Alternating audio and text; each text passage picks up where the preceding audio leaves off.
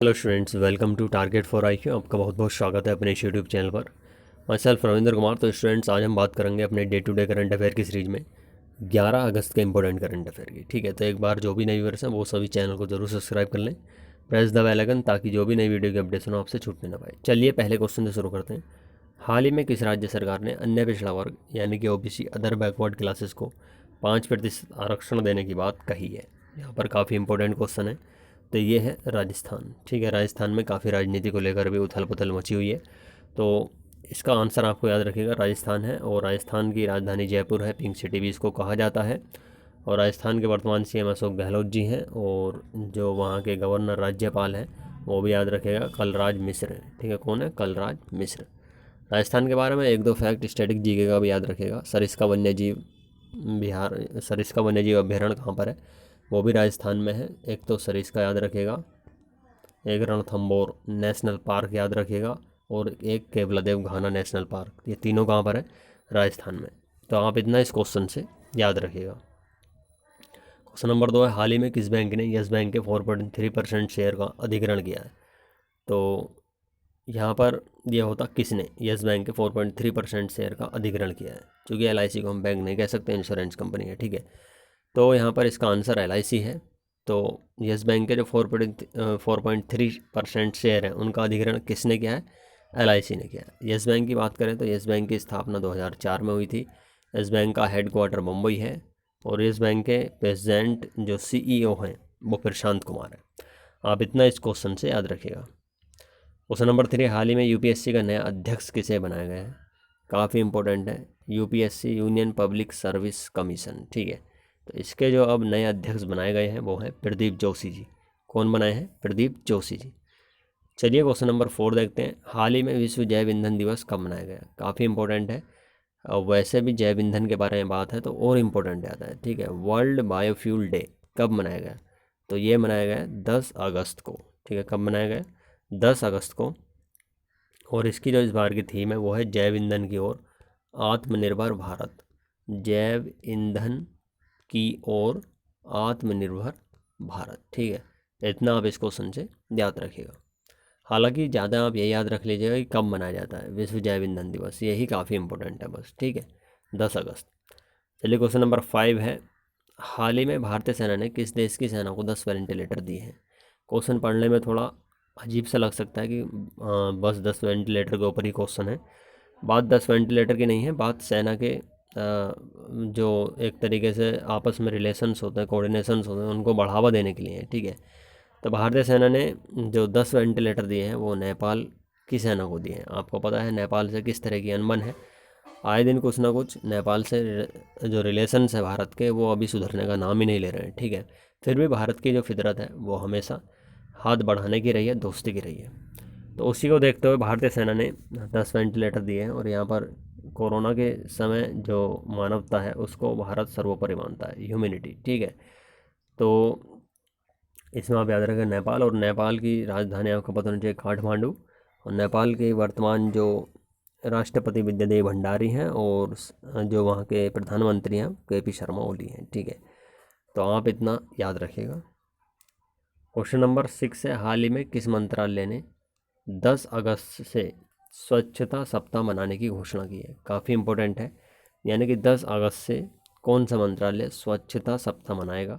तो ये है रेल मंत्रालय। ठीक है, कौन सा है? रेल मंत्रालय ने स्वच्छता सप्ताह मनाने की घोषणा की है।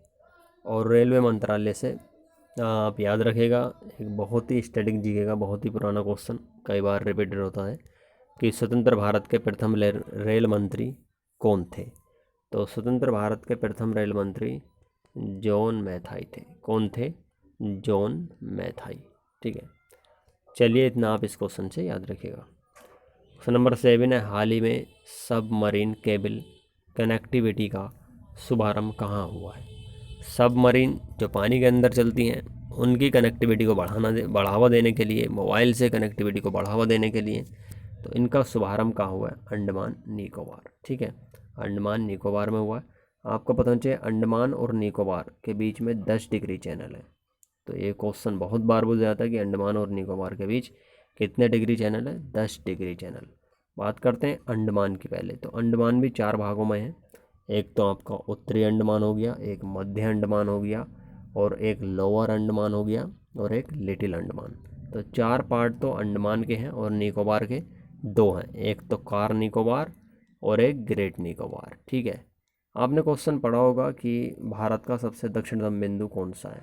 तो भारत का सबसे दक्षिणतम बिंदु भी इंदिरा पॉइंट है, जो कि कहाँ पर है, निकोबार के ग्रेट निकोबार द्वीप पर। ठीक है, क्योंकि आपको पता है निकोबार 2 द्वीपों में है, एक तो कार निकोबार और एक ग्रेट निकोबार। तो उसमें जो ग्रेट निकोबार है उसी पर है भारत का सबसे दक्षिणतम बिंदु इंदिरा पॉइंट। इंदिरा पॉइंट का दूसरा नाम भी याद रखेगा, पिग्मेलियन पॉइंट।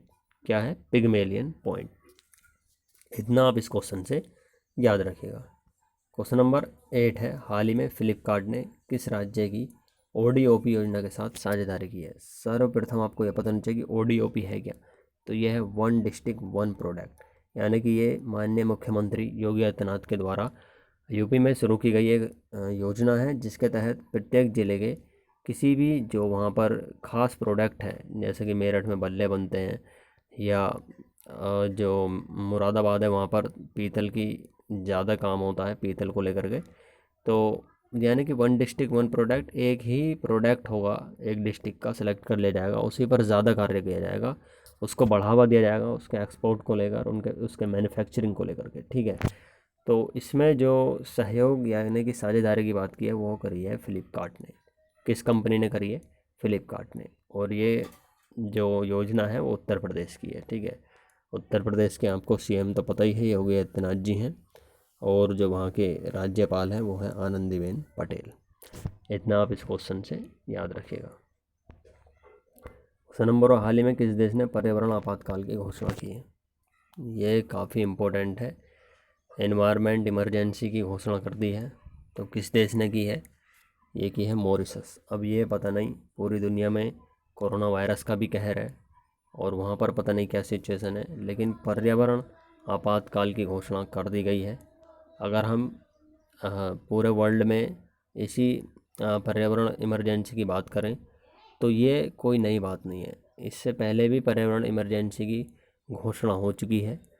तो ये समय समय पर होती रहती है, क्योंकि कुछ गवर्नमेंट्स या सरकारें ऐसी होती हैं जो इसको लेकर के तत्पर नहीं होती हैं, एकदम तैयार नहीं होती हैं, और फिर जब सारा जो क्लाइमेट है वो चेंज होने लगता है तब उनको दिखाई देने लगता है। ठीक है, जैसे कि भारत में भी काफ़ी क्लाइमेट को लेकर के ये प्रोसेस चलता रहता है, तो आप याद रखिएगा। और जो इसमें देश है मॉरिशस है, मॉरिशस की जो राजधानी है पोर्ट लुइस है, और वहाँ के PM जो हैं प्रविंद्र जगन्नाथ हैं। कौन है, प्रविंद्र जगन्नाथ। ठीक है, चलिए क्वेश्चन नंबर 9 का आंसर हो गया आपका। क्वेश्चन नंबर 10 देखते हैं, हाल ही में देश के किस IIT ने स्वदेशी बीज गेंद विकसित की है।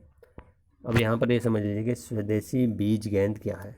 ये एक टाइप से गेंद की शेप का ही एक उसमें बीज डाल करके और खाद डाल करके उसको शेप दी जाएगी गेंद के आकार की ही, और उसको कहीं पर भी मतलब कि आसपास जैसे भी रोड साइड के या खेतों पर तो उसे आसानी से उगाया जा सकता है। तो ये जो शेप दी है पहली बार स्वदेशी बीज गेंद जो विकसित की है, ये किस IIT ने की है। तो ये की है IIT कानपुर। किसने की है, IIT कानपुर। ठीक है, चलिए ये काफ़ी इम्पोर्टेंट क्वेश्चन आपके हो चुके हैं, और इसी तरह की वीडियो आपको ये मिलती रहेंगी डे टू डे, जो भी इम्पोर्टेंट क्वेश्चन है। और इसके बारे में अभी पर्यावरण आपातकाल की अभी तो मॉरिशस ने घोषणा की है, इससे पहले भी एक देश कर चुका है, उसका आंसर भी आपको पता होना चाहिए। तो आपने ग्रेटा थनबर्ग का नाम सुना होगा, ग्रेटा थनबर्ग। तो UK में भी क्लाइमेट चेंज को लेकर काफ़ी अभी विवाद हुआ था पीछे, तो वहाँ भी इमरजेंसी लगा दी गई थी। ठीक है, तो ग्रेटा थनबर्ग का नाम यहाँ पर आप याद रखिएगा। ये पूछ लेता किस क्षेत्र से संबंधित है, तो पर्यावरण क्षेत्र से। ठीक है, चलिए ये हुआ कुछ इंपॉर्टेंट क्वेश्चन, और इसी तरह की वीडियो पाने के लिए आप हमारे चैनल को ज़रूर सब्सक्राइब करें, और daily to daily current affair के लिए आप चैनल को ज़रूर सब्सक्राइब करें और प्रेस द बेल आइकन, ताकि नई वीडियो की अपडेशन आपसे छूटने ना पाए। मिलते हैं फिर 12 अगस्त में काफ़ी इंपॉर्टेंट करंट अफेयर लेकर के।